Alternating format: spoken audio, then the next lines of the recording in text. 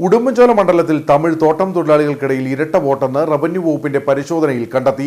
ഉടുമ്പൻചോല പഞ്ചായത്തിലെ തോട്ടം തൊഴിലാളികൾക്കാണ് കേരളത്തിലും തമിഴ്നാട്ടിലും വോട്ടുണ്ടെന്ന് തെളിഞ്ഞത്. ഇതോടെ 174 പേർക്ക് റവന്യൂ വകുപ്പ് നോട്ടീസ് അയച്ചു.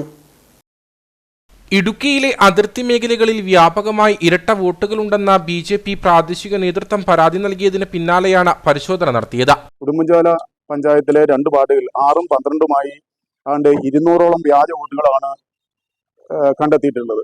ഇവർക്ക് ഉടുമ്പൻചോല വില്ലേജ് ഓഫീസർ നോട്ടീസ് കൊടുത്തിരിക്കുകയാണ്. തിങ്കളാഴ്ച ഹിയറിങ്ങിന് ഹാജരാകണമെന്നും പറഞ്ഞ്.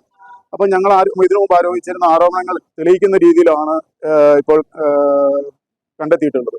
ഇതുപോലെ ഇടുക്കി ജില്ലയിലെ 3 മണ്ഡലങ്ങളിൽ ആയിരക്കണക്കിന് വ്യാജ വോട്ടുകളുണ്ട് എന്ന് BJP ഇതിന് ശക്തമായി പറയുന്നു.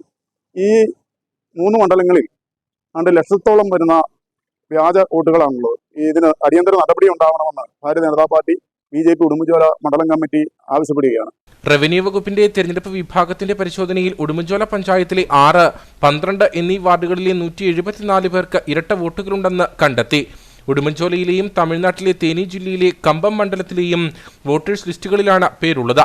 2 വോട്ടേഴ്സ് ലിസ്റ്റിലും പേരുള്ളത് ഒരേ ആളാണോ എന്ന് സ്ഥിരീകരിക്കാൻ അടുത്ത മാസം 1-ന് ഹിയറിംഗിന് ഹാജരാകാനാണ് റവന്യൂ വകുപ്പ് നോട്ടീസ് നൽകിയത്. 2ഇടത്തും വോട്ടുകളുണ്ടെന്ന് കണ്ടെത്തിയാൽ ഒരെണ്ണം റദ്ദാക്കും. ഇടുക്കിയിലെ മറ്റു തോട്ടം മേഖലകളിലും ഇരട്ട വോട്ടുകളുണ്ടോ എന്ന് പരിശോധിക്കണമെന്നും ആവശ്യമുയർന്നിട്ടുണ്ട്.